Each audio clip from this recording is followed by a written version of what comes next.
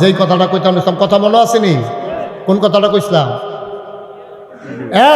সচেতন শ্রোতা তে কপালবালাতে আসিন আর চেয়ারম্যান সাহেবে আসিন না, ওইটা তো ওয়াশ দেয় বাইরে গেছিল। চেয়ারম্যান সাহেবেরও মনে রয়েছে, ওই হাতারও মনে রয়েছে। কি এর কথাটা কইছিলাম? ওই যে মাহফিলের ভিডিও মার হাবা কন, জোরে কন, লাড়া দিয়া বল সবাই আমিন কন। এই যেই কথাটা আবার কইতে তো এখন তো আল্লাহরে কইবাল্লা আমরা বাড়ি জাকবপুর হুজুরে যে মাহফিল আইছিলে মাহফিলটার ভিডিও করছিলানি বিলে হ তো কুদুর সারো তো সারে সার ভিডিও সার।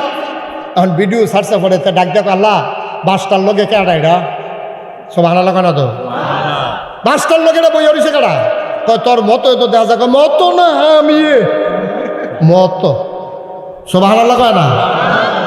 বান্দা ডাক দিয়া বলবে মাওলা রব্বে কারীম এই এলাকায় কি আমি ছাড়ার মানুষ ছিল না?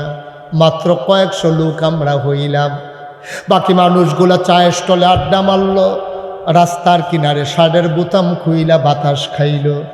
এই মানুষগুলো আরামের ভিতরে ফ্যানের নিচে বসে রইল।